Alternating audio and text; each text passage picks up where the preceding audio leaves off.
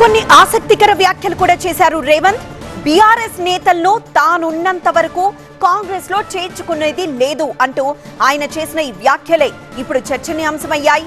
Assembly rowdy సినిమాలో భాషా gang లా BRS నేతల పంచాయతీ ఉందంటూ మీడియాని తమ వైపుకు తిప్పుకునేందుకే బీఆర్ఎస్ నేతల డ్రామాలు అంటూ వ్యాఖ్యానించారు రేవంత్.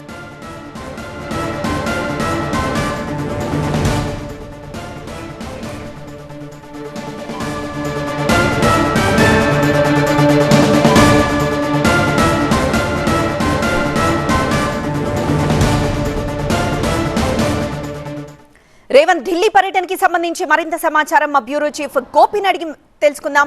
గోపి, ఇంకా చిట్ చాట్ లో రేవంత్ ఇంకా ఏ అంశాలపై మాట్లాడారు?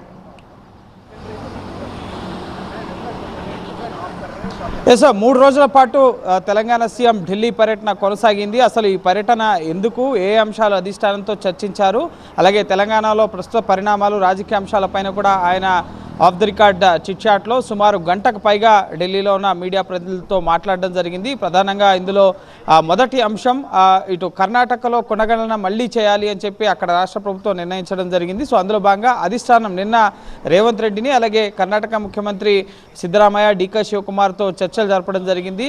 తెలంగాణ మోడల్ని కర్ణాటకలో ఇంప్లిమెంట్ చేయాలన్న అంశం పైన ప్రధానంగా రేవంత్ యొక్క సూచనలు డీకే శివకుమార్ అలాగే సిద్ధరామయ్యకి ఏఐసీసీ అధిష్టానం కార్యాలయంలో ఆయన ప్రజెంటేషన్ ఇచ్చారు. తెలంగాణ మోడల్ ఏ విధంగా చేయడం జరిగింది, కులగణన. ఇది కేవలం కులగణన ఒకటే కాదు, ఆర్థిక, సామాజిక, రాజకీయ కుల సర్వే ఇది. సో అన్ని అంశాల్లో కూడా ముఖ్యంగా రిజర్వేషన్లు, పూర్తి స్థాయి జనాభా డేటా, ఏ వర్గానికి సంబంధించిన వారు ఎంతమంది ఉన్నారు, వారి ఆర్థిక పరిస్థితులు ఏంటి, అన్ని విషయాలపైన వివరాలు సేకరించి దానికి అనుగుణంగా ప్రభుత్వ సంక్షేమ పథకాలు, ఫలాలు వాళ్ళకి అందేలా ప్రభుత్వం చర్యలు తీసుకుంటుందని చెప్పారు. సో అందులో భాగంగానే కర్ణాటకలో మళ్ళీ కులగణనకి అధిష్టానం పిలిపివ్వడంతో మళ్ళీ ఆ ప్రక్రియను కర్ణాటక ప్రభుత్వం ప్రారంభించడం జరిగింది. ఇక రాజకీయ అంశాల విషయాలకు వస్తే ఈరోజు కాళేశ్వరం కమిషన్ ముందు మాజీ సీఎం కేసీఆర్ హాజరయ్యి ఇటు విచారణలో కాళేశ్వరం ప్రాజెక్టు అవకతవకలు వీటన్నిటికి సంబంధించి ఆయన సమాధానం ఇస్తున్నారు. ఇక రేపు లేదా ఎల్లుండు 2 రోజుల్లో ఒక మీడియా సమావేశాన్ని ఏర్పాటు చేసి తన అభిప్రాయాల్ని తెలంగాణ ప్రజలకు కాళేశ్వరం ప్రాజెక్టు వల్ల ఒరిగిందేంటి, జరిగిన నష్టం ఏంటి, వీటన్నిటికి సంబంధించిన విషయాలు కూడా ఈరోజు కేసీఆర్ తన విచారణకు హాజరయ్యారు. ఎల్లుండు నేను ప్రజలకి తన అభిప్రాయాలు, ఎవరైనా సరే కాళేశ్వరం ప్రాజెక్టు పైన తమ అభిప్రాయాలు తెలియవచ్చు. సో నేను ఎల్లుండు కాళేశ్వరం ప్రాజెక్టు గురించి నా అభిప్రాయాల్ని తెలంగాణ ప్రజలకు, తెలంగాణ సమాజం ముందు నేను ఈ కాళేశ్వరం ప్రాజెక్టు సంబంధించిన విషయాలను ఉంచుతాను అని చెప్పి సీఎం రేవంత్ రెడ్డి అన్నారు. అలాగే ఇటు కేంద్ర ప్రభుత్వాన్ని పదే కలుస్తున్న అంశానికి సంబంధించి కూడా నన్ను విమర్శిస్తున్నారు. రాష్ట్ర అభివృద్ధికి సంబంధించి కావాల్సిన సాధించుకోవడానికి సంబంధించి ఎన్ని వందల సార్లైనా సరే నేను ఢిల్లీ వస్తాను, ఢిల్లీలో అధిష్టాన పెద్దల్ని కలవందే ఏ పని కావడం లేదు. ఇప్పటికే నిర్మలా సీతారామన్ చెన్నైకి మెట్రో తీసుకెళ్లారు. అలాగే ఇటు కర్ణాటకకి ఇటు ప్రహ్లాద్ జోషి మెట్రోని తీసుకెళ్లారు. కానీ కిషన్ రెడ్డి తెలంగాణకి ఏం తీసుకొచ్చారని ప్రశ్నిస్తున్నారు. తెలంగాణ అభివృద్ధిని అడ్డుకుంటుంది కిషన్ రెడ్డి, తెలంగాణకు అన్యాయం చేస్తుంది కిషన్ రెడ్డి. ఇప్పటి వరకు ఒక క్యాబినెట్ మంత్రిగా తెలంగాణ రాష్ట్ర ముఖ్యమంత్రితోనూ లేక రాష్ట్ర చీఫ్ సెక్రటరీ, ఇతర అధికారులతో ఒక్క రివ్యూ కూడా ఆయన నిర్వహించలేదు. అటువంటి రివ్యూ నిర్వహించడానికి నేను సిద్ధంగా ఉన్నాను. అటు హైదరాబాద్లో మీటింగ్ ఏర్పాటు చేసినా, ఢిల్లీలో మీటింగ్ ఏర్పాటు చేసినా సరే అధికార యంత్రాంగం అందరితో సహా వచ్చి తెలంగాణ అంశాలను కిషన్ రెడ్డితో చర్చించి తెలంగాణ అభివృద్ధికి సంబంధించి నేను ముందుకు తీసుకెళ్లేందుకు నేను ఎప్పుడైనా సరే సిద్ధంగా ఉంటానన్న విషయాన్ని రేవంత్ రెడ్డి చెప్పారు. సో రేవంత్ రెడ్డి తీవ్ర విమర్శలే చేశారు కిషన్ రెడ్డి పైన.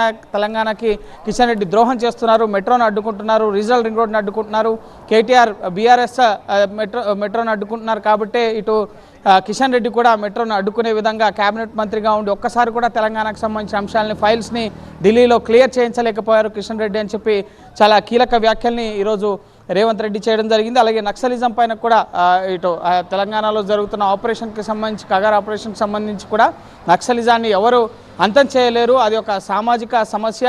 నక్సలిజం సమస్యను కాంగ్రెస్ చాలా బాగా అడ్రస్ చేసింది గడిచిన కొన్నేళ్లలో. వారి యొక్క సమస్యలు ఏంటి, వారు ఎందుకు పోరాడుతున్నారు అన్న అంశాలను ఆధారంగా చేసుకుని అనేక సమస్యలకు పరిష్కారాన్ని కాంగ్రెస్ ప్రభుత్వం చూపించడం జరిగిందని మాట్లాడడం జరిగింది. అలాగే ఇంకొక కీలక విషయం, ఇటు కేసీఆర్ అలాగే కవిత బీఆర్ఎస్ ఎపిసోడ్కి సంబంధించి కూడా ఇదంతా ఒక డ్రామాగా రేవంత్ రెడ్డి అభివర్ణించడం జరిగింది. అసెంబ్లీ రౌడీ సినిమాలో భాషా గ్యాంగ్లా బీఆర్ఎస్ నేతలు వ్యవహరిస్తున్నారు, ఒక డ్రామా చేస్తున్నారు, మీడియా అటెన్షన్ని డైవర్ట్ చేసేందుకే ఈ పాలిటిక్స్ అన్ని కూడా చేస్తున్నారన్నారు. అలాగే ఎవరైనా బీఆర్ఎస్ నుంచి వచ్చిన వారిని కాంగ్రెస్లో ఉంటారా అంటే కనుక నేనున్నంత వరకు కాంగ్రెస్ పార్టీలో ఎటువంటి బీఆర్ఎస్ నేతలను కూడా చేర్చుకునేది లేదు అని చెప్పి స్పష్టం చేశారు. ఇక పోర్ట్ఫోలియోల కేటాయింపుకు సంబంధించి హైదరాబాద్ వచ్చిన తర్వాత రివ్యూ చేసి దానిపైన నూతన మంత్రుల శాఖల కేటాయింపుకు సంబంధించి నిర్ణయం ఉంటుంది.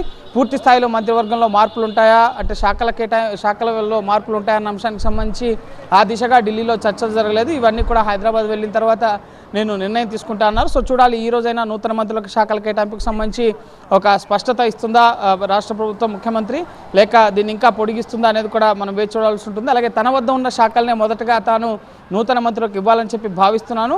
ఆ దిశగానే నూతన మంత్రులకి శాఖల కేటాయింపు ఉంటుందని కూడా చెప్పడం జరిగింది. సో ఓవరాల్గా 3 రోజుల పర్యటన ముగించుకుని కాసేపటి క్రితమే ముఖ్యమంత్రి రేవంత్ రెడ్డి ఇటు హైదరాబాద్ బయలుదేరారు. హైదరాబాద్ వచ్చిన తర్వాత నూతన మంత్రులకు శాఖల కేటాయింపు సహా కొన్ని అంశాలపైన క్లారిటీ వచ్చే అవకాశం ఉంది. అలాగే 2-3 రోజుల్లో ఒక మీడియా సమావేశాన్ని కూడా అడ్రస్ చేయబోతున్నారు. అలాగే ఈ నెల 19-20 తేదీల్లో మళ్ళీ ఢిల్లీ వస్తా అని చెప్పి కూడా రేవంత్ రెడ్డి చెప్పారు. కొన్ని అంశాలు పెండింగ్లో ఉన్నాయి కేంద్రం వద్ద. సో వాటికి సంబంధించిన ఫాలోఅప్ కోసం మళ్ళీ ఢిల్లీ వస్తా అని చెప్పి రేవంత్ రెడ్డి చెప్పడం జరిగింది.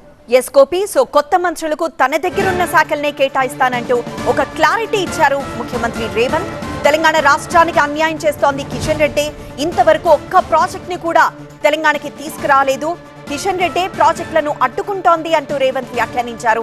అలానే తెలంగాణ అంశాలపై కేబినెట్ మంత్రిగా తనతో ఒక్క రివ్యూ కూడా జరపలేదంటూ రేవంత్ కొంత అసహనంతోనే వ్యాఖ్యానించినట్లు తెలుస్తోంది.